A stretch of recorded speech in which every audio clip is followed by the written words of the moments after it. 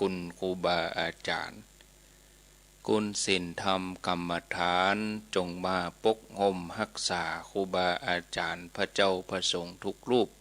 ปกห่มรักษาปออกไม่ออกศรัทธาท่านสาธุชนคนดีผู้สนใจใฝ่ในธรรมทุกท่านขณะนี้เวลา4 นาฬิกากับ1 นาทีรายการต่อไปเชิญทุกท่านได้รับฟังรายการธรรมาภิวัตรจัดรายการโดยท่านสาธิตธีระปัญโยสถาบันธรรมาภิวัตรอำเภอแม่เมาะจังหวัดลำปางสัญญาณท่านพร้อมแล้วขอนิมนต์เลยครับนิมนต์ครับครับผมเจริญสุขสวัสดีสาธุชนท่านผู้ฟังทุกคนทุกท่านสำหรับ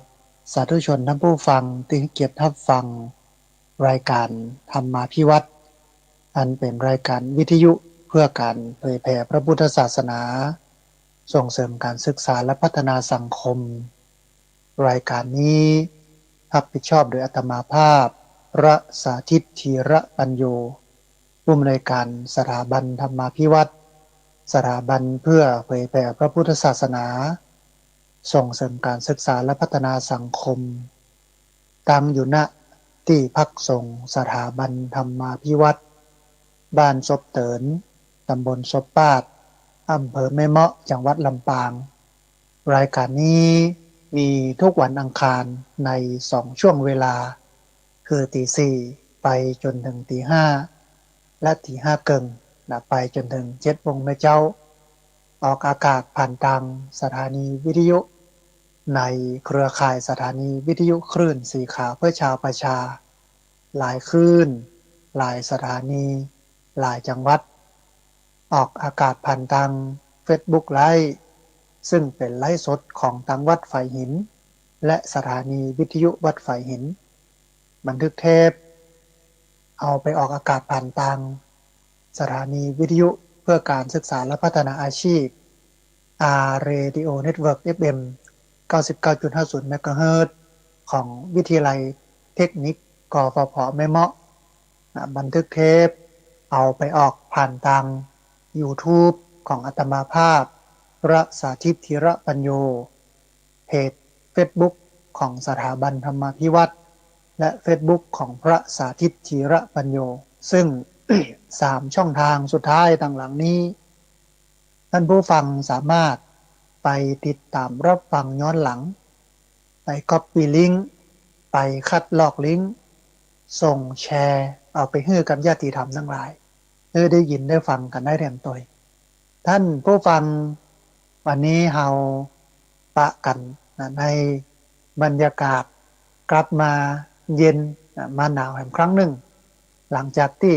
สัปดาห์ที่แล้วพายุเข้าเกิดฝนตกฟ้าคะนองกระจายลมกันโชกแรงเป็นบางที่เป็นบางแห่งก็มีหนาวๆร้อนๆตอนนี้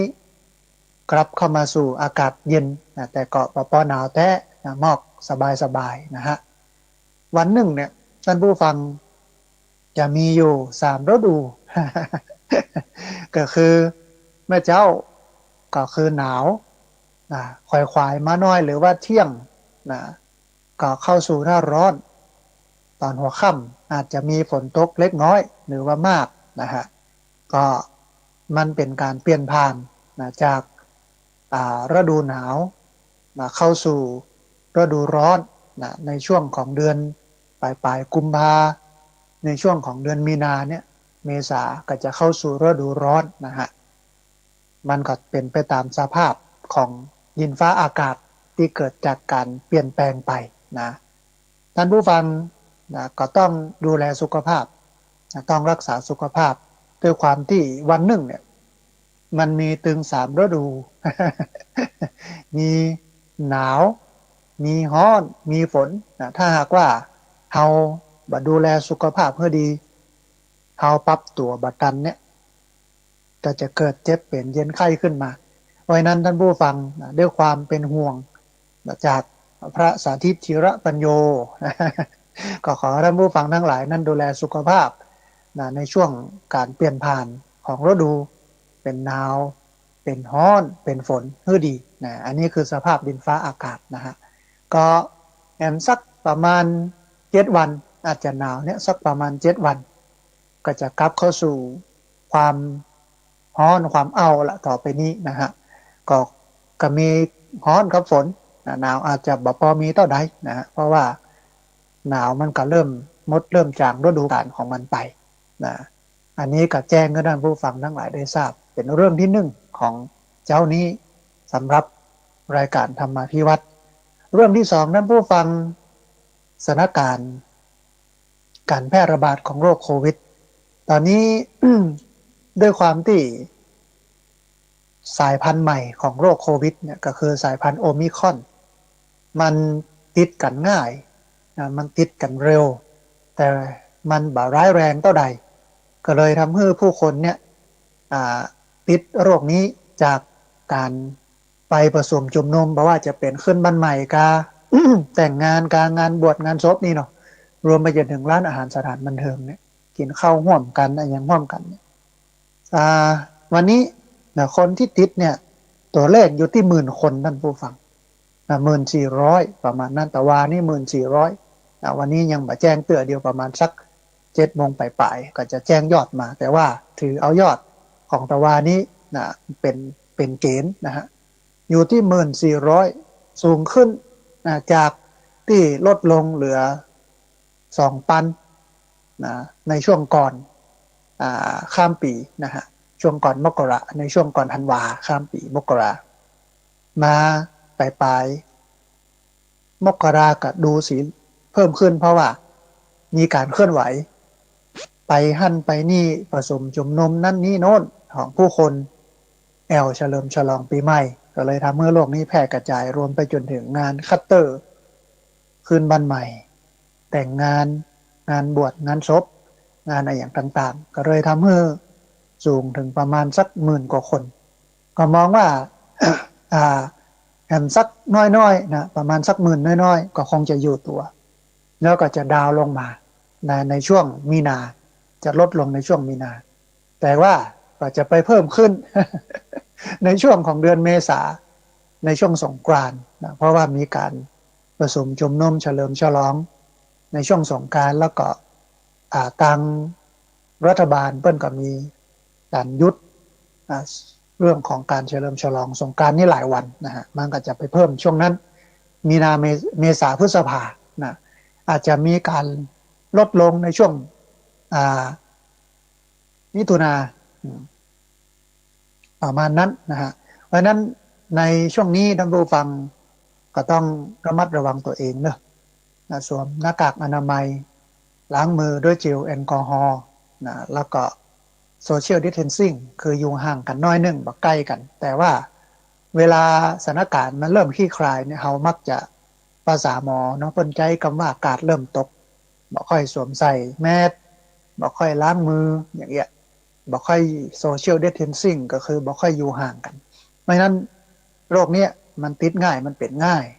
นะมันเป็นสายพันธุ์ใหม่ที่ฟุ้งกระจายไปในอากาศเราก็ต้องระมัดระวังตัวเก่านะย้ำแห่งครั้งหนึ่งสำหรับผู้ที่เสียชีวิตส่วนใหญ่นะ80-90%เนี่ยเป็นผู้สูงอายุแล้วก็เป็นผู้ที่มีโรคประจำตัวเบาหวานความดันไขมันนะแล้วก็ที่สำคัญก็คือบ่ได้ฉีดวัคซีนสักเข็มนะอันนี้เป็นกลุ่มเสี่ยงที่เสี่ยงมากนะฮะเพราะฉะนั้นผู้สูงอายุท่านผู้ฟังทั้งหลายต้องระมัดระวังตัวเก่าแล้วก็ถ้าเราพร้อมในการจะฉีดวัคซีนก็ไปฉีดป้องกันตัวเก่าเหี่ยมันมีภูมิเวลาเป็นขึ้นมาเนี่ยติดขึ้นมาเนี่ยมันก็จะบ่ได้ร้ายแรงมันก็จะได้แบบเป็นนักอันนี้คือเรื่องที่สองสถานการณ์การแพร่ระบาดของโรคโควิดรองมาจากเรื่องที่หนึ่งก็คือเรื่องของสภาพดินฟ้าอากาศนะฮะทีนี้ท่านผู้ฟังมีเรื่องที่สาม ก่อนจะเข้าสู่ธรรมะในเช้านี้นะก็ไม่ได้ปะกันเมินโลกท่านผู้ฟังเนาะมา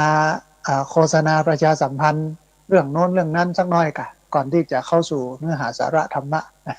ติดหนึ่งเจอกันเตื้อนะฮะเรื่องที่สามนี้เป็นเรื่อง งานทำบุญถวายเก้าอี้ที่พระธาตุสีสองเมืองท่านผู้ฟังวันที่14กุมภาพันธ์2565เนี่ยเอามีนัดกันนะทำบุญถวายเก้าอี้จำนวน300ตั๋วหากนักกว่านั้นก็จะจัดเป็นโต๊ะแล้วก็ของใช้อื่นๆที่มันจำเป็นสำหรับเอาใจที่พระธาตุสีสองเมืองนะทอดผ้าป่าซื้อโต๊ะเก้าอี้ตามเจตนาแล้วก็ทอดผ้าป่าต้นไม้ประดับปรับภูมิทัศน์ณม่อนพระเจ้าสีสองเมืองเพิ่นจะเริ่มกันเวลาประมาณ8:39 นาทีนะในการทำบุญเนี่ยสามารถร่วมบุญได้ตลอดทั้งวันแต่ว่าก่อนหน้านั้นวันที่13เนี่ยเพิ่นก็จะมีการเตรียมสถานที่แล้วก็เตรียมพื้นที่ปลูกดอกไม้นะในวันที่14นะกุมภาพันธ์2565วันทำบุญนะเวลา8โมงจนถึงบ่าย2โมงเนี่ยเปิดโอกาสให้ญาติโยมทำบุญได้ตลอดทั้งวันแล้วก็ปลูกไม้ดอกไม้ประดับบริเวณที่มันเหมาะสมที่ศูนย์เรียนรู้สิ่งแวดล้อมศึกษาม่อนพระเจ้าสีสองเมืองพร้อมถวายป้ายประดับสถานที่เวลา14 นาฬิกาจุดเทียนธูปบูชาพระรัตนตรัยไหว้พระสมาทานศีลกล่าวคำถวายโต๊ะเก้าอี้แล้วก็ดอกไม้นะประธานสงฆ์กล่าวอนุโมทนาร่วมกันทำความสะอาดบริเวณสถานที่แล้วก็จัดเก็บเก้าอี้ถวายเข้าโรงเก็บวัสดุของพระศรีสองเมืองร่วมกันปลูกต้นไม้ไม้ดอกไม้ประดับไว้เป็นอนุสรณ์ของการทำบุญเพื่อนก็ขอเชิญชวนท่านผู้ฟังเนาะไปร่วมบุญกันนะได้ร่วมบุญแล้วก็ได้ร่วมอนุโมทนากันใครอยากจะนั่งเก้าอี้เนาะเวลาตาเรียบร้อยแล้วก็เอามานั่งได้เลย ตามสบายนะอันนี้เป็นข่าว ประชาสัมพันธ์งานม่อนพระศรีสองเมืองในวันที่14กุมภาพันธ์พุทธศักราช2565เอามามาให้ท่านผู้ฟังทั้งหลายได้ฟังกันนะเพื่อที่จะเป็นบุญนะเอาไว้ทำเพื่อทำนุบำรุงพระพุทธศาสนาก็ช่วยกันให้มันพ้นมันแล้วท่านผู้ฟังนะได้ร่วมกันสร้างได้ร่วมกันแปลงม่อนพระศรีสองเมืองซึ่งเป็นอนุสรณ์ของพระพุทธศาสนาพี่น้องที่ขี่รถไก่ไปไก่มาแถวนั้นก็จะได้อุ่นอกอุ่นใจแล้วว่ามีพระเจ้ามีพระพุทธรูปอยู่หั่นแล้วก็มีพระราชเจดีย์อยู่หั่นมีสถานที่นะมีพี่น้องว่ามีพุทธบูชานะมีการบูชาพระพุทธมีสัญลักษณ์ของพระพุทธศาสนาเป็นพุทธอนุสรณ์อยู่หั่นขี่รถไปขี่รถมาก็อุ่นอกอุ่นใจนะอย่างบ่ได้ก็คือมันเป็นที่เปิ้งตั้งใจนะดีกว่าไปเปิ้งอีสางนั่งไม้ นะอย่างต่างๆเนี่ยแต่ถ้ามันเป็นพระพุทธรูปเป็นพระธาตุมันก็เป็นสัญลักษณ์ของพระพุทธศาสนาอุ่นใจเหมือนกับที่ดอยขุนตาลเป็นแบ่งกันคนละเพิกโลกถ้ามาจากละปูนเนี่ยพระพุทธรูปก็จะอยู่เพิกซ้ายส่วนใหญ่เนาะแล้วก็เพิกขวานั่นเป็นผีเจ้าที่เดียวเนอะมันก็บัดเต็มอกเต็มใจนะมาไหว้พระพุทธสบายใจนะอาตมาภาพเวลาขี่รถไก่ที่หั่นเนี่ยก็บินหน้านะอย่างลำปางเนี่ยก็จะอยู่ทางขวานะอย่างลำปางอยู่ทางขวาแต่ถ้าลูกละปูนมาก็จะอยู่ทางซ้ายถ้าไปละปูนไปเชียงใหม่ถ้ากายดอยขุนตาลก็ยกมือไหว้นะทางขวามือพระพุทธรูปนะมันก็อุ่นใจว่าเนี่ยตางมันเป็นโก้งนะตางมันจริงมันลิงนะเป็นโก้งเป็นอันชันเนี่ยอันตรายเนาะอย่างน้อยก็มีพระพุทธรูปไว้เป็นที่เปิ้งว่าได้สบายอกได้สบายใจละขับรถบ่มีอะไรอย่างกังวลเนี่ยแต่ถ้ามาถึงด้านท่านเนาะ มามีพระพุทธรูปมีกาจตี้ มาโหจะไปไหว้ที่ไหนแต่เอาอย่างมาไหว้นะอย่างพระราศีสองเมื่อก็ยังอั้นท่านผู้ฟังต่างมันเป็นอย่างนั้นหรอมันจริงต่างมันโกงเพิ่นกับแปลงสัญลักษณ์ของพระพุทธศาสนาคือพระธาตุสีสองเมืองแล้วก็พระสีสองเมืองเป็นพระพุทธรูปมันมีแห่งอันหนึ่งที่จะเชิญชวนท่านผู้ฟังก็คือการบูชาเหรียญพระสีสองเมืองเนี่ยนะถ้าใครจะต้องการอย่างใดเนี่ยถ้าเป็นเหรียญเล็กเนี่ยเป็นเนื้อโลหะนี่เนาะก็ประมาณ100 บาทต่อเหรียญนะตอนนี้ก็สั่งจองกันได้หรือว่ามาหลังไม่หลังจากที่จับรายการเสร็จแล้วก็โทรมาสั่งจองกันนะอันนี้เป็นงานบุญท่านผู้ฟังที่เอามาประชาสัมพันธ์เพื่อท่านผู้ฟังทั้งหลายได้ได้ทราบได้เข้าใจตอนนี้ก็มี3 เรื่องนะเรื่องแรกก็คือเรื่องสภาพดินฟ้าอากาศเรื่องที่2ก็คือเรื่องของโรคโควิด -19 ที่กำลังแพร่ระบาดอยู่ณปัจจุบันวันนี้เรื่องที่3เป็นเรื่องงานบุญในวันที่14 กุมภาพันธ์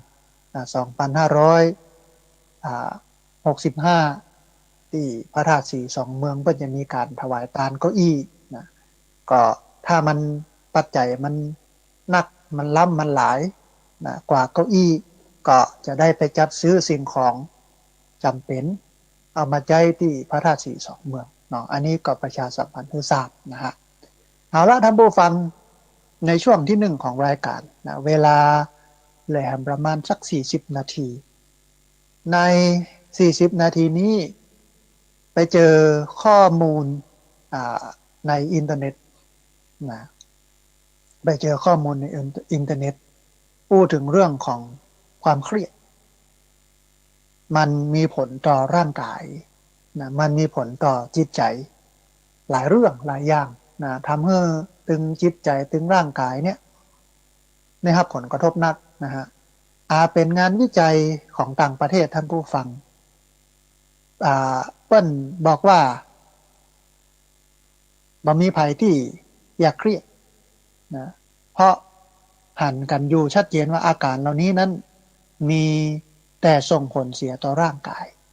ความเครียดเนี่ยมันส่งผลเสียต่อร่างกาย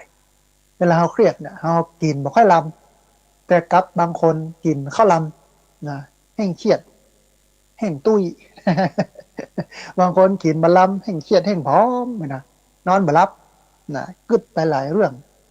เอามือกายหน้าผากนอนปิ้นซ้ายนอนปิ้นขวาสมาเตอร์พดแผลเอาตีนกายหน้าผากพวกนะ มันเครียดนะอันก็มีงานวิจัยชิ้นหนึ่งที่ทำให้แม้แต่นักจิตวิทยาด้านสุขภาพยังต้องคิดใหม่นะงานศึกษาชิ้นนี้ท่านผู้ฟังเปิ้นไปติดตามลำตัวคนใหญ่จำนวน 30,000 คนในสหรัฐอเมริกาเป็นเวลาอยู่ประมาณ8 ปีนะเพื่อดูสถิติของตายของสถิติการตายของคนในสหรัฐอเมริกานะ8 ปี30,000 คนเพื่อดูสถิติการตายของคนในสหรัฐอเมริกาท่านผู้ฟังคนสหรัฐอเมริกาเนี่ยที่ตายกันก่อนวัยอันควรเนี่ยบ่ใช่เพราะความเครียดแต่เพราะความเชื่อว่าความเครียดนั้นมันบ่ดีกับตัวเก่าความเครียดนั้นมันบ่ดีกับตัวเก่าแต่เมื่อเราเปลี่ยนความคิดเกี่ยวกับความเครียดมันก็จะเปลี่ยนการตอบสนองต่อร่างกายได้นะมันก็จะสนองตอบต่อร่างกายคือปกติเนี่ยหลายคนก็คิดว่าที่ตายกันเนี่ยซึ่งเป็นโรคหัวใจกาอย่างกาอีเนาะก็เกิดจากความเครียดแต่ที่สหรัฐอเมริกาเนี่ยเปิ้นบอกว่ามันบ่ได้ตายเพราะความเครียดนะแต่เขาตายเพราะเขาเชื่อว่าความเครียดเนี่ยมันทำให้เกิดการบั่นทอนจิตใจแล้วก็ทำให้อายุสั้นก็เลยมีการเปลี่ยนแปลงมีการปรับปรุงความคิดแนวคิดใหม่นะโดยทั่วไปเนี่ยท่านผู้ฟัง เฮาแปลความหมายของการเปลี่ยนแปลงร่างกายเหล่านี้เนี่ยว่าเป็นความวิตกกังวลเหมือนสัญญาณที่ว่าเฮาจัดการกับความเครียดได้บ่ดีนักนะคือถ้าความเครียดเกิดขึ้นแล้วถ้าจัดการความเครียดได้บ่ค่อยดีมันก็จะเกิดความวิตกกังวลขึ้นมานะถ้าถามว่าความเครียดมันดีอย่างไรมันก็จะมีสัก4-5-6อย่างเนี่ยที่เป็นเครื่องบ่งบอกว่าความเครียดดีอย่างใดบ่ดีอย่างใดนะอันแรกเพิ่นบอกว่าอย่าลืมว่าขณะที่เฮาเครียดเนี่ยหัวใจเฮาจะเต้นแรงการที่หัวใจเต้นแรงนั้นมันจะทำให้ร่างกายตื่นตัวพร้อมสำหรับการทำอะไรอย่างที่มันท้าทายนะเลือดมันสูบฉีด เกิดความเครียดขึ้นมาหัวใจเต้นแรง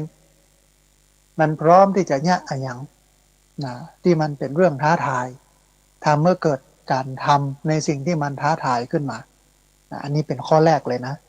อย่าไปลืมว่าขณะที่เฮาเครียดหัวใจของเฮาจะเต้นแรงการที่หัวใจเต้นแรงนั้นมันจะทำให้ร่างกายของเฮานั้นมันตื่นตัวพร้อมสำหรับการเนี่ยอะไรอย่างที่มันท้าทายนะคือมันเป็นการสตาร์ทเครื่อง สตาร์ทเครื่องทำให้เกิดการตื่นตัวทำให้เกิดความพร้อมต่อการจะทำอะไรอย่างที่มันท้าทายแต่ว่าบางครั้งบางทีมันบัดเจ้เวลาของมันมันเป็นเวลาจะรับแล้วเนาะความเครียดเกิดขึ้นปุ๊บมันก็ตื่นตัวขึ้นมาพร้อมที่จะทำเรื่องที่มันท้าทายมันก็ได้พักผ่อนซะครับอย่างเงี้ยนะบางเตื้อก็อยากหนึ่งเวลาเติงเวลากินข้าวนะก็เกิดความเครียดเสร็จแล้วหัวใจมันก็เต้นแรงนะเกิดการตื่นตัวพร้อมสำหรับกันเนี่ยอย่างทำอย่างที่มันท้าทายกลายเป็นว่ากินข้าวบ่อิ่มบ่ล้ำบ่เต็มสักกำแต่บางคนก็กินนักล้ำไปเพราะความเครียดเนี่ยแห่งเครียดแห่งกินนะ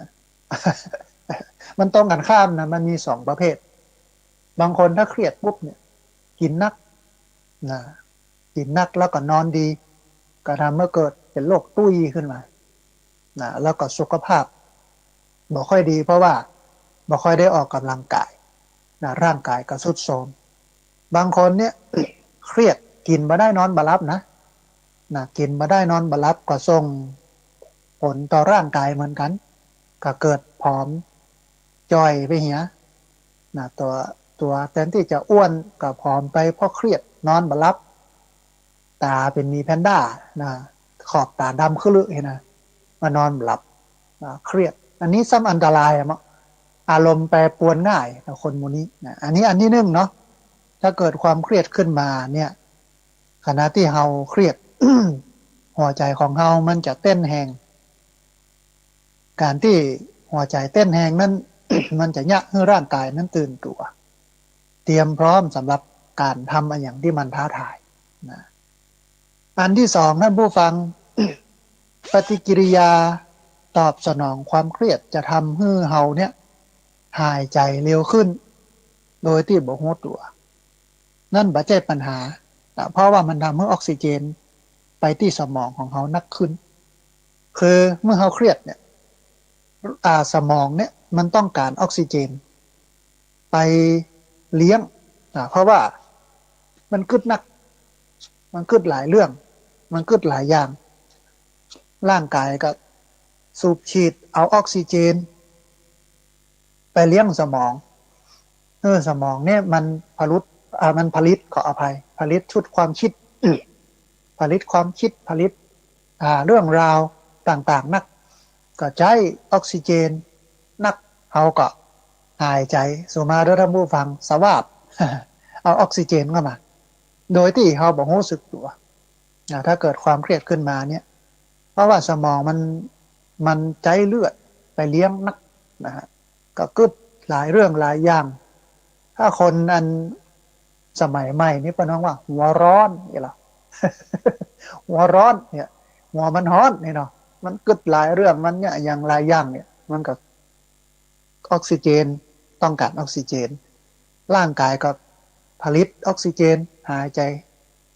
นักขึ้นหายใจ เร็วขึ้นเพื่อให้เลือดเนี่ยไปเลี้ยงสมองนักขึ้น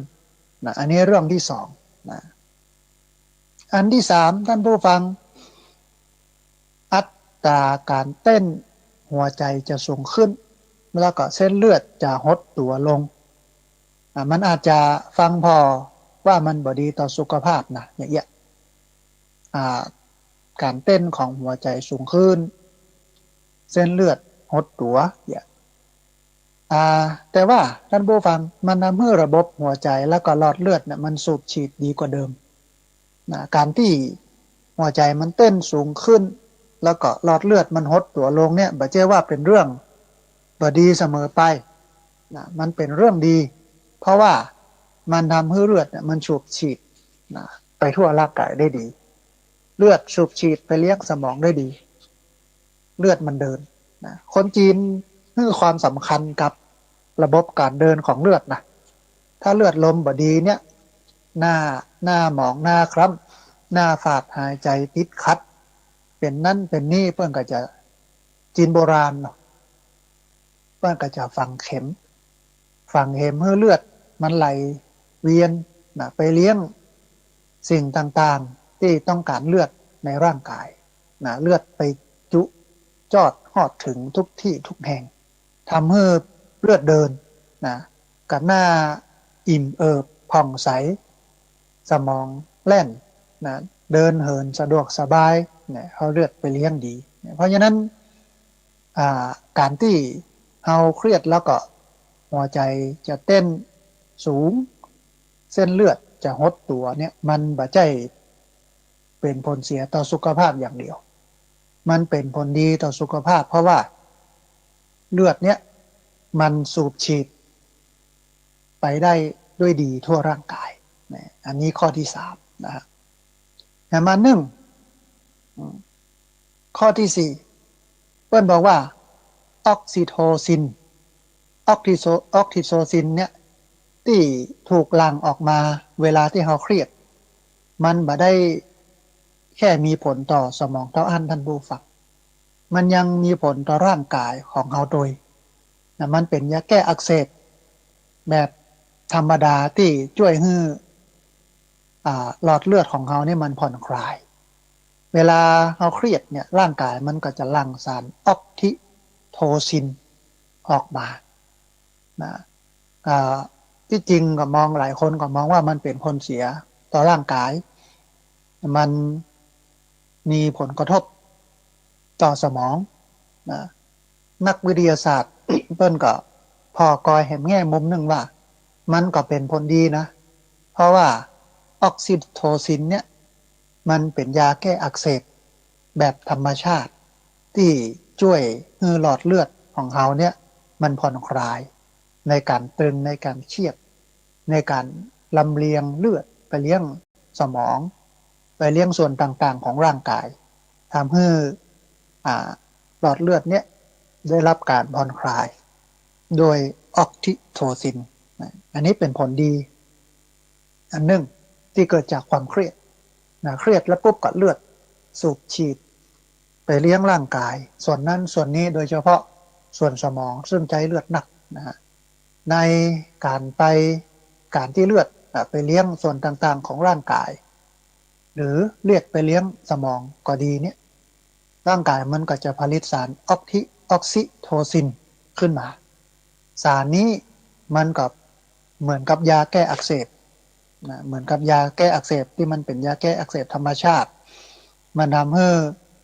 หลอดเลือดเนี่ยมันผ่อนคลายมันบัดตึงเครียดลักล้ำไปนะอันนี้ข้อที่สี่ท่านผู้ฟังข้อที่ห้าท่านผู้ฟังข้อดีทางความคิดเห็นพ่องคือถ้าความเครียดเนี่ยคือการแข่งขันจะทำให้โฟกัสดีเพราะว่าความรู้สึกอยากจะเอาชนะ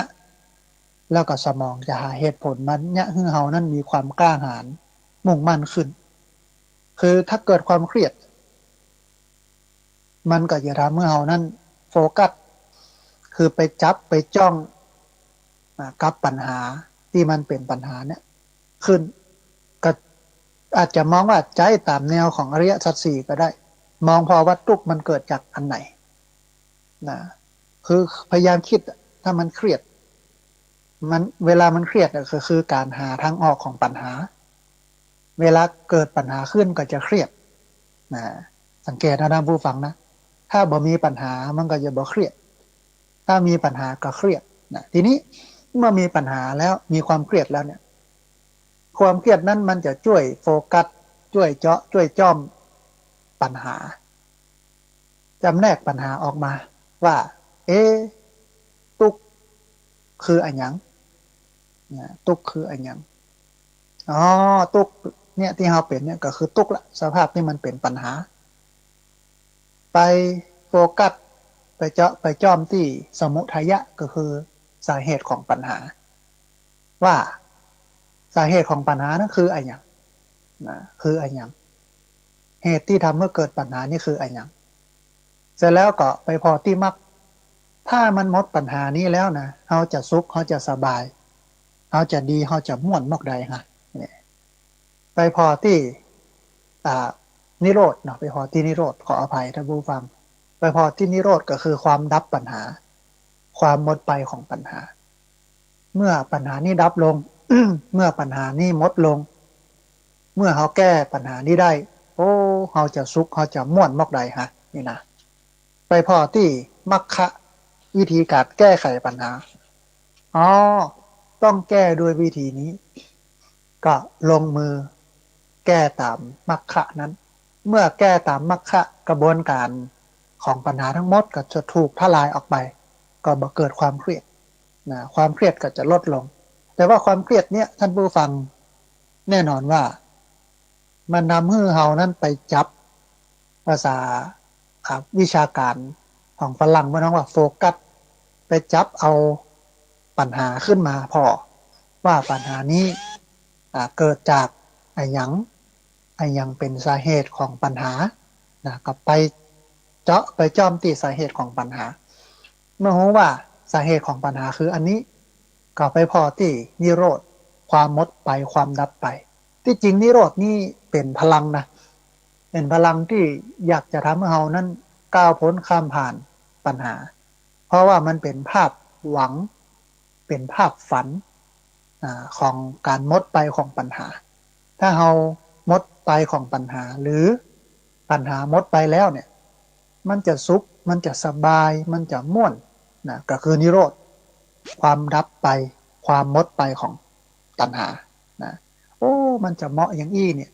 มันจะม่วนอย่างอี้ภาวะที่ไร้ปัญหา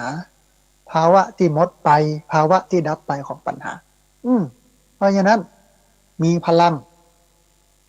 ลงมือทำตามมรรคะตามวิธีการแก้ไขปัญหา1 2 3 4เนี่ยมันเป็นกระบวนการถ้า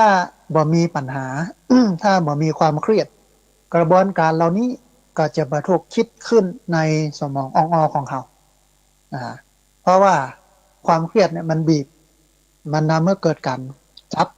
เกิดการโฟกัสขึ้นมาปัญหาเนี่ยมันทำให้เกิดการโฟกัสขึ้นมา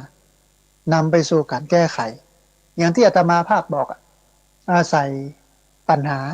มาแก้ปัญหาเหมือนกับน้ำยอกเอาน้ำบ่ง อาศัยปัญหานี่แหละมาแก้ปัญหาถ้าบ่มีปัญหาเขาก็บ่ต้องแก้ปัญหา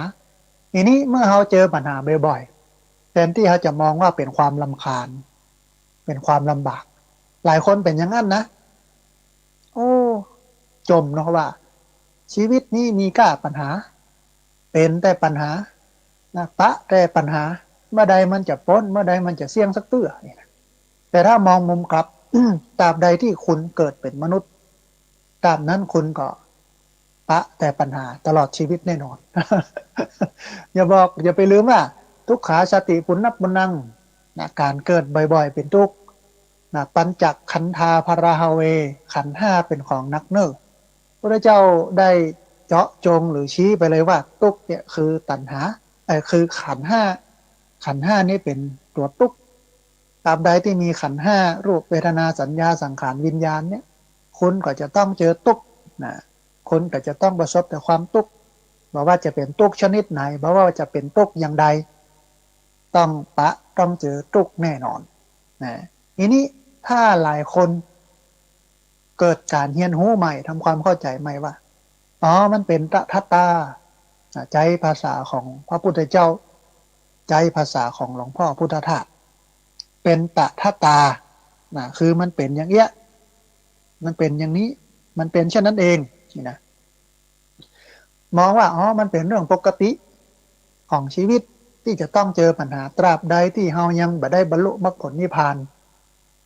วางบ่ลงปรงบ่ได้ทำใจให้บ่สะอาดทำใจให้สะอาดบ่ได้เนี่ยเฮาก็ต้องเจออย่างนี้ส่วนพระอริยบุคคล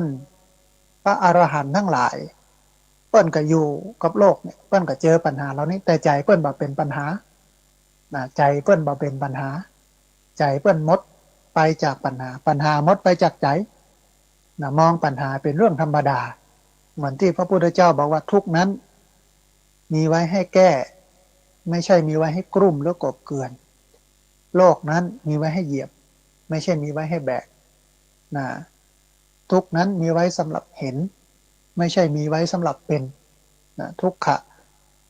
ปริญญายะทุกขะอริยสัจจะเพราะฉะนั้นท่านผู้ฟังเวลาเจอทุกเนี่ยอาจจะไปมองว่ามันปะหันละ นี่ปัญหาให้หมอนี่นะ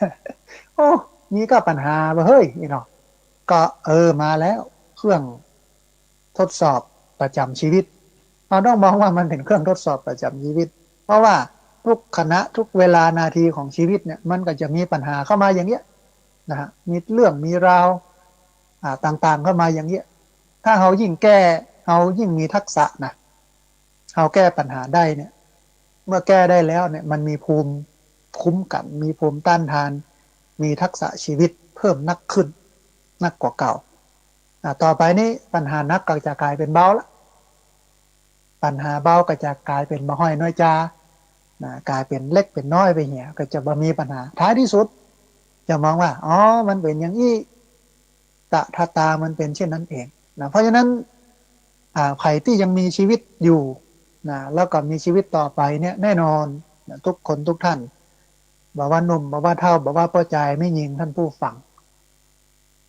ต้องเจอปัญหาทีนี้เมื่อผ่านมาเนี่ยถ้าเราสามารถแก้ไขปัญหาได้ผ่านพ้นปัญหาได้เนี่ยเราก็ยิ่งมีทักษะในการแก้ไขปัญหามาแก้ได้เร็วกับแก้ได้จ้าบางปัญหาก็เวลามันก็ปาปัญหานั้นออกไปคนเดียวก็บ่จำเป็นต้องแก้ไขอาศัยเพียงเวลาเมื่อมันเป็นเครื่องแก้ก็มีนะฮะเพราะนั้นจะไปกลัวปัญหาเพราะว่าปัญหานั้นมันอยู่คู่กับปุถุชนส่วนอริยชนนั้นเพิ่นบ่มีปัญหาเพราะมองปัญหาเป็นเรื่องธรรมดาถ้าเราสามารถยกระดับตัวเก่าเราได้เนี่ยจากปุถุชนมาเป็นกัลยาณชนจากกัลยาณชนมาเป็นอริยชนคนที่ไม่มีปัญหาเนี่ยนะคนที่ประเสริฐเนี่ยวันนั้นเนี่ยเราก็จะอยู่บนโลกนี้ได้อย่างมีความสุขเหมือนกับดอกบัวที่เกิดจากโคนตมแต่บัติดโคนตมเกิดจากขี้เปอะแต่บัติดขี้เปอะเหมือนใบบัวใบบอนที่อยู่ในน้ำน้ำก็บ่สามารถมาเปื้อนใบบัวใบบอนได้คนที่มีธรรมะเข้าถึงธรรมะเป็นพระยะบุคคลก็อยู่บนโลกแห่งความทุกข์โดยบ่ทุกข์อยู่บนโลกที่เป็นปัญหาโดยที่ไม่มีปัญหาตถาตามองเป็นเช่นนั้นเองท่านผู้ฟังถึงวันนี้นักจิตวิทยาสุขภาพเปิ้นบ่ได้มุ่งกำจัดความเครียดของคนไข้ให้มันหมดไปเนอะแต่ว่าพยายามลดความเครียดลงมาให้มันอยู่ในระดับที่เหมาะสมแล้วก็ใช้พลังด้านบวกของมันแทนใช้พลังด้านบวกของมันแทนเวลาคนที่เป็นทุกข์หรือว่าเป็นปัญหาไปหานักจิตวิทยาของประเทศสหรัฐอเมริกาเนี่ยนักจิตวิทยาเพิ่นจะบ่ให้ความเครียดนั้นหายไปหรือลดลงแต่ว่าลดระดับความเครียดลงให้มันอยู่ในระดับที่เหมาะสมแล้วใช้พลังด้านบวกของความเครียด เอาไปผลักดันชีวิตนะเอาปัญหาเริ่มต้นด้วยปัญหาพัฒนาได้ข้อมูลเพิ่มพูนการปฏิบัติเด่นชัดขยายผลอย่าหลอกเป็นว่าอย่างนั้นนะเริ่มต้นด้วยปัญหานะเหมือนอริยสัจเริ่มต้นด้วยปัญหานะจะให้ความเครียดที่มีถึงด้านบวกด้านลบเนี่ย เอาด้านลบออกไปให้มันเหลือแต่ด้านบวกเอาด้านบวกนั้นมาเป็นพลังผลักดันในการให้คนนั้นก้าวเดินไปข้างหน้านะและนี่ก็คือสิ่งที่วิทยาศาสตร์ด้านความคิดแนวใหม่เปิดเผยออกมาว่าวิธีที่คุณคิดเกี่ยวกับความเครียดต่างหากที่มันสำคัญนะวิธีที่คุณคิดเกี่ยวกับความเครียดต่างหากที่มันสำคัญแต่ถ้าเรายังอยากกำจัดความเครียดโดยบัจจัยยานะหนึ่งในกลไกที่ดีหรือความสัมพันธ์ของเราเนี่ยซึ่งก็คือเข้าหาสังคมพ่องไปเจอเพื่อนพ่องนะถ้าได้พบได้เจอกับคนที่เป็นบวกเป็นพลังของเราเนี่ยความเครียดมันก็จะลดลงหรือว่าหายไปนะตอนเนี้ยท่านผู้ฟังบัจจัยอยู่ที่ความเครียดละแต่ว่ามันอยู่ที่มุมมองของความเครียดถ้ามองว่าความเครียดเป็นความเครียดเป็นปัญหาเนี่ยอันเป็นมุมมองที่จะต้องปรับเปลี่ยนใหม่ต้องมองความเครียดหรือปัญหาว่ามันเป็นแรงผลักดันนะอาตมาภาพจำกรรมของนักวิทยาศาสตร์ได้มันบอกว่าปัญหาคือบิดาของนักประดิษฐ์ปัญหาคือบิดาของนักประดิษฐ์กูอย่างที่เรามีเราใจถึงวันเนี้ยก็เกิดจากปัญหาการขาดแคลนของผู้คนในยุคก่อนนะอย่างโทรศัพท์มือถือวันนี้ใช้ติดต่อสื่อสารนะ Facebook LINE Instagram Twitter อะไรอย่างต่างๆใช้ในการติดต่อสื่อสารในยุคก่อนเนี่ยนะกว่าจะติดต่อกันได้เนี่ยวิธีที่ใช้กันได้ดีที่สุดคือเขียนจดหมายกว่าจะมาถึงเฮาเนาะการสัญจรแต่ก่อนเพิ่นส่งจดหมายเพิ่นใช้รถถีบโลก ปั่นรถถีบไปบ้านนั้นบ้านนี้ส่งกว่าจะมาถึงจังหวัดเนาะมาถึงอำเภอมาถึงตำบลนะมาถึงเฮาใช้เวลาหลายวันโทรเลขสมัยก่อนก็มีโทรเลขพอปัญหาเหล่านี้เกิดขึ้นเนี่ยคนมันสมองใสมันก็คิดค้นโทรศัพท์ขึ้นมาแก้ปัญหาเมื่อเดี๋ยวนี้หันหน้าหันตากันนะเวลาโทรอู้นะต่างงานแชทนะต่างอู้ต่างแชทหันหน้าหันตากันแถวประชุมตั้งซูมแน่ประชุมตั้งซูมตัวนะหันหน้าหันตาพร้อมเพียงกันเข้ามานักเป็น100-200ปะกันยังกันมันสะดวกสบายนะความมืดก็เป็นปัญหาของคนกลัวความมืดนะแต่ก่อนก็จุดไฟใจอันไฟโดยใจหลัวเป็นอันฐานสำคัญของกันจุดไฟฟืนเนี่ยมันสว่างขึ้นมาเดี๋ยวนี้มีไฟสว่างแจ้งนะไปไหนมาไหนก็สะดวกสบายการเดินทางสมัยก่อนนี่เตียวอย่างเดียวขี่ม้าขี่ล้อควายนะเดี๋ยวนี้มีรถเดี๋ยวนี้มีเครื่องบิน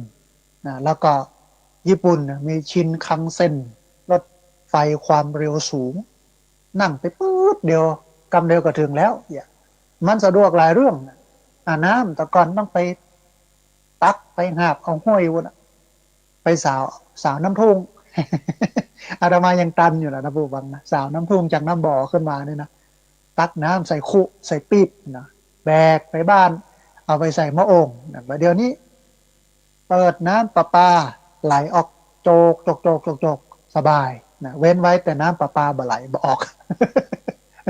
เนี่ยมันสะดวกสบู่แปรงสีฟันยาสีฟันไปไหนมาไหนขึ้นเครื่องบินขึ้นรถไฟขึ้นรถโดยสารหลายเรื่องด้วยความสะดวกเสื้อผ้าอาภรณ์กันนุ่งห่มโดยเฉพาะกับข้าวกับป่าการกินคนสมัยตะก่อนมาได้กินข้าวนะท่านผู้ฟังแม่ของธรรมาภาพนี่เล่าให้ฟังนะว่าเปิ้นกินเผือกกินมันกินก้อย เพราะคนสมัยตะก่อนเนี่ยข้าวเนี่ยมันมีคุณค่าข้าวมันแพงหนึ่งละเชื้อข้าวที่จะเอามาปลูกก็บะมีสองให้นาป่าตานนะก็จะมีให้มีนามีที่มีตางเนี่ยมันบะมีนะก็จะมาปลูกมาอย่างใดเนี่ยมันยากลำบากก็เลยบะมีข้าวกินนะเมื่อบะมีข้าวกินก็เอาเผือกเอามันเอาก๋อยหมูเนี้ยมาต้มกินมานึ่งกินแทนข้าวนะกินแทนข้าวนะคนสมัยตะก่อนนะแล้วประเดี๋ยวนี้สบายหลายคนก็บ่ต้องได้สีด้วยซ้ำนะฮะนะหลายคนก็บ่ต้องได้นึ่งด้วยซ้ำไปซื้อกับข้าวสำเร็จรูปเนี่ยมันสะดวกนะมันสะดวกสบายเพราะฉะนั้นปัญหาคือบิดาของนักประดิษฐ์มันประดิษฐ์ประดอยความสะดวกความสบายไอ้อย่างมาให้เฮาหลายอย่างสมัยตะก่อนนี่บ่มีที่เก็บอาหารแช่แข็งแช่เย็นไว้บ่มีที่เป็นห้องว่าถนอมอาหารนะแต่ว่าเดี๋ยวนี้สบายใส่ตู้เย็นไว้สะดวกหมดหลายเรื่องนะก็โมเนี้ยเกิดจากปัญหาทั้งนั้นปัญหาเป็นตัวเริ่มเมื่อสิ่งโมนี้เกิดขึ้นการผลิตสินค้าก็เหมือนกันเวลามาขายให้คนสินค้านั้นมันต้องมาสนองตอบต่อความต้องการหรือแก้ปัญหาของคนได้ถ้าสินค้าชิ้นนั้นมาแก้ปัญหาหรือสนองตอบต่อความต้องการของคนได้นะสินค้านั้นก็จะติดตลาดแล้วก็เติบโตอันนี้นักการตลาดมันโอ้กันอาตมาภาพก็พอได้ยินได้ฟัง ว่าอ๋อมันเป็นอย่างนี้ด้วยเวลาจะผลิตอะไรอย่างเนี้ยไม่ใช่ว่าจู่ๆมาจะไปเนี่ยขายได้เลยมันไม่ใช่นะต้องไปพอความต้องการของตลาดเมื่อเดี๋ยวนี้คนมันมีปัญหาอะไรอย่างมันขาดแคลนอะไรอย่างนะมันต้องการอะไรอย่างและเราผลิตเอามาเพื่อมันตรงกับความต้องการตรงกับความขาดแคลนเนี่ยมันก็สามารถแก้ไขปัญหาความขาดแคลนความต้องการนั้นได้ธุรกิจนั่นก็จะเดินหน้าอันนี้เป็นปัญหาเกิดเป็นบิดาของนักประดิษฐ์ถ้าเราฟังมาทวนแห่งกรรม5 ข้อของความเครียดซึ่งก็เป็นมุมบวกนะว่าถ้าเราเครียดอยู่ในระดับที่มันเหมาะสมมันสามารถเป็นแรงผลักดันนำไปสู่การแก้ปัญหานำไปสู่การท้าทายนำไปสู่การสร้างสรรค์ได้หลายเรื่องข้อแรกมันบอกว่า อย่าลืมว่าขณะที่เราเครียดเนี่ยหัวใจของเราจะเต้นแหงการที่หัวใจเต้นแหงนั้นมันจะทำให้ร่างกายมันตื่นตัวพร้อมสำหรับการทำอย่างที่มันท้าทายพร้อมจะทำอย่างที่มันท้าทายอันนี้เป็นความเครียดในระดับเหมาะสมนะเป็นความเครียดในเชิงบวกเป็นความเครียดในเชิงดีถ้ามันมีความเครียดมันกับบัดเต้นแหงหัวใจเรามันก็จะบัดตื่นตัวมันก็จะบัดเนี่ยบ่ทำอย่างที่มันท้าทายนะก็อยู่ไปอย่างนั้นเนี่ยถ้ามีความเครียดหรือมีปัญหาขึ้นมาปัญหามันทำให้เกิดความเครียดมีปัญหาขึ้นมาปุ๊บก็จะเกิดการตื่นตัวนะมีแรงผลักดันนะอันนี้ข้อแรกข้อที่สองมันบอกว่าปฏิกิริยาตอบสนองความเครียดจะทำให้เฮาเนี่ยหัวใจเต้นเร็วขึ้นโดยบ่รู้ตัวนั่นไม่ใช่ปัญหาเพราะว่ามันเป็นการทำให้ออกซิเจนเนี่ยไปเลี้ยงสมองของเฮานักขึ้นยิ่งเฮาคิดยิ่งเฮาเครียดยิ่งเฮาหาวิธีการแก้ปัญหาสมององนี่มันต้องการออกซิเจนเลือดก็ผลิตไปเลี้ยงสมองนักขึ้นทำให้สมองเนี่ยหรือหัวใจเนี่ยมันเต้นเร็วแล้วก็เลือดไปฉูบฉีดสมองนะฮะอันที่สามเพิ่นบอกว่าอัตราการเต้นของหัวใจนี่มันสูงขึ้นแล้วก็เส้นเลือดนั้นมันจะหดตัวลงก็พอกอยแล้วมันก็อาจจะเป็นผลบดีต่อสุขภาพแต่ว่ามันทำให้ระบบของหัวใจแล้วก็หลอดเลือดเนี่ยมันสูบฉีดดีขึ้นนะทำให้ระบบของหัวใจแล้วก็หลอดเลือดมันสูบฉีดดีขึ้นอยู่ในระดับที่มันเหมาะสม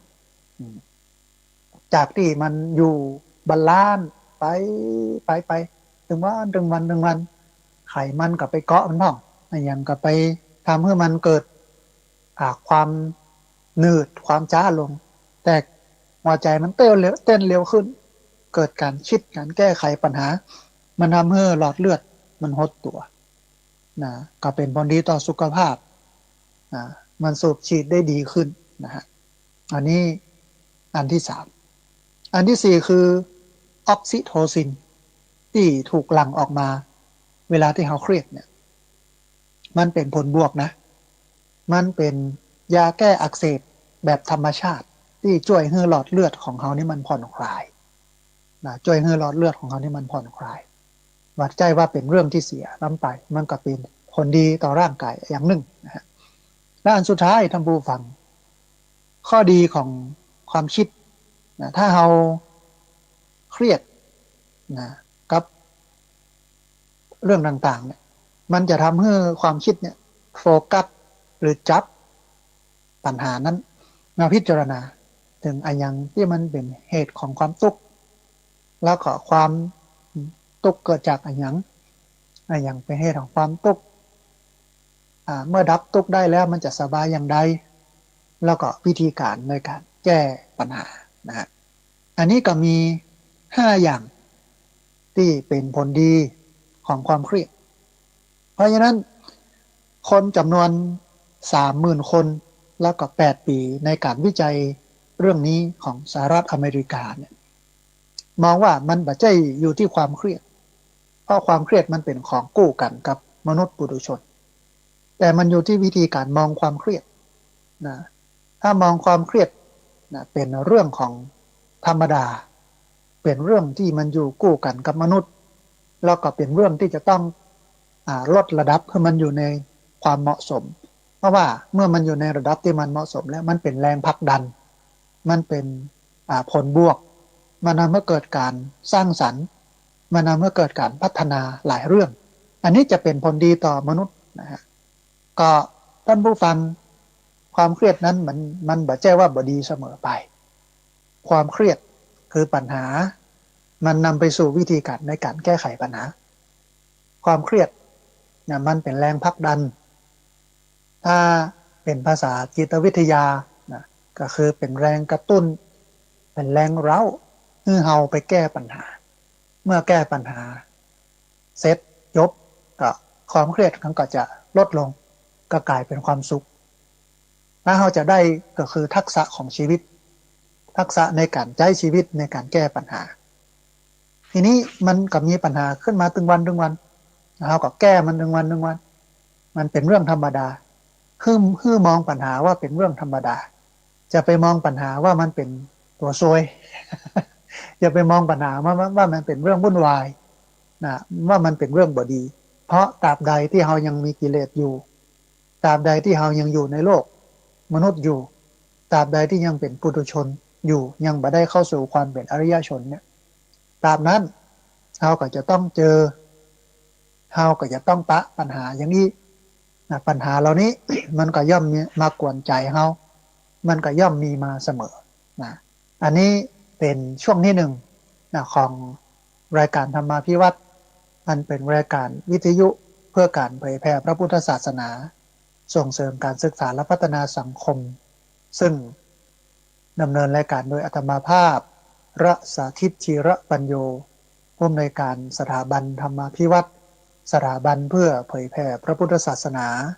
ส่งเสริมการศึกษาและพัฒนาสังคมตั้งอยู่ณที่พักสงฆ์สถาบันธรรมาภิวัตน์บ้านศพเตินตำบลศพปาดอำเภอแม่เมาะจังหวัดลำปางรายการนี้ออกอากาศทุกวันอังคารใน2ช่วงเวลาคือตี 4ไปจนถึงตี 5แล้วก็ตี 5เกิมไปจนถึง7โมงแม่เจ้าออกอากาศผ่านทางสถานีวิทยุในเครือข่ายสถานีวิทยุคลื่นสีขาวเพื่อชาวประชาหลายคลื่นหลายสถานีหลายจังหวัดออกอากาศผ่านทาง Facebook ไลฟ์ซึ่งเป็นไลฟ์สดของทั้งวัดฝ่ายหินและสถานีวิทยุวัดฝ่ายหินโดยท่านอาจารย์พระครูสมุวิศวัตวรกิจโจแล้วก็บันทึกเทปเอาไปออกผ่านทางสถานีวิทยุเพื่อการศึกษาและพัฒนาอาชีพ Radio Network FM 99.50 เมกะเฮิรตซ์ของวิทยาลัยเทคนิค กฟผไม่เหมาะในช่วงของวันศุกร์บางครั้งเจ้าหน้าที่มันก็เอาออกช่วงเช้าตั้งแต่8 โมงจนถึง10 โมงครึ่งบางช่วงก็เอาออกตอนเมื่อตอนบ่ายก็มีในวันศุกร์ทุกวันศุกร์นะฮะแล้วก็บันทึกเทปเอาไปออกทางYouTube ของอาตมาภาพพระสาธิตธีระปัญโยเอาไปออกทาง Facebook ของอาตมาภาพพระสาธิตธีระปัญโยแล้วไปออกทางเพจ Facebook ของสถาบันธรรมาภิวัตรซึ่ง3ช่องทางสุดท้ายทางหลังนี้ท่านผู้ฟังสามารถไปติดตามรับฟังย้อนหลังไป Copy ลิงก์ไปคัดลอกลิงก์ส่งแชร์เอาไปให้กับญาติธรรมทั้งหลายเพื่อได้ยินได้ฟังกันได้แถมตัวแต่ว่าก่อนที่จะไป Copy ลิงก์ ไปคัดลอกลิงก์ต้องไปกด Subscribe กดกระดิ่งที่ Facebook ที่YouTube ก่อนไปกดไลค์ที่เพจของสถาบันธรรมาภิวัตรก่อนถึงจะสามารถCopy ลิงก์คัดลอกลิงก์ไปได้นะฮะวันนี้ในช่วงแรกของรายการธรรมาภิวัตรก็คงจะประมาณเท่านี้ก่อนเดี๋ยวเรามาปะกันในช่วงที่2ของรายการก็คือตี5เติมไปจนถึง7 โมงเมื่อเจ้าในช่วงแรกนี้อาตมาภาพก็ขอยุติไว้แต่เพียงเท่านี้ก็ขอเจริญพร